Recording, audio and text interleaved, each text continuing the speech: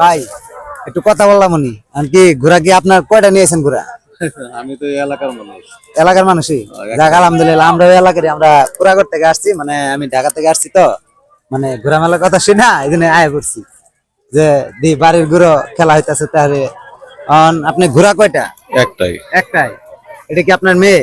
এটা আমার মেয়ে। তাই কতদিন ধরে আপনি এই ঘোড়ার সাথে আছেন, পরিচালনা এটা করতেছেন? আছি 5-6 বছর। 5-6 বছর। আমরা তো এই ছোটকাল থেকে দেখতেছি আপনার জাল কাটার ভিতরে আপনার ঘোড়া মেলা হয়, ছোটবেলাও দেখছি অনেক, কিন্তু ঢাকা যাওয়ার পরে তো আর মনে করেন যে এরকম দেখাশোনা নাই, এবার আবার শুনলাম, শুনে আবার আসলাম।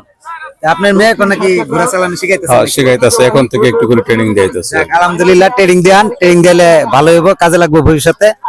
তো এখন আপনাদের এলাকায় যে ঘোড়া মেলা হইতাছে, এটার আপনার অনুভূতিটা কি একটু বলুন? অনেক ভালো, প্রতি বছর হইতেছে। এটা গ্রামের মানুষ অনেক আনন্দ পায় তাই? এবং আমরা গ্রামবাসীর পক্ষ থেকে অনেক আনন্দ পাই, এর জন্য ভালো লাগে। যাক আলহামদুলিল্লাহ, ভালোই।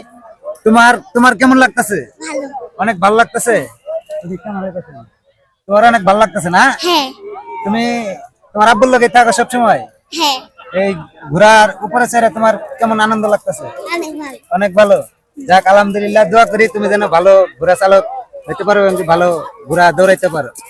ভাই আমার জন্য দোয়া করবেন, আপনার জন্য আমরা ইনশাআল্লাহ দোয়া করবো, আপনার মেয়ের জন্য দোয়া করবো। ঠিক আছে, ধন্যবাদ আপনাদের। আলহামদুলিল্লাহ।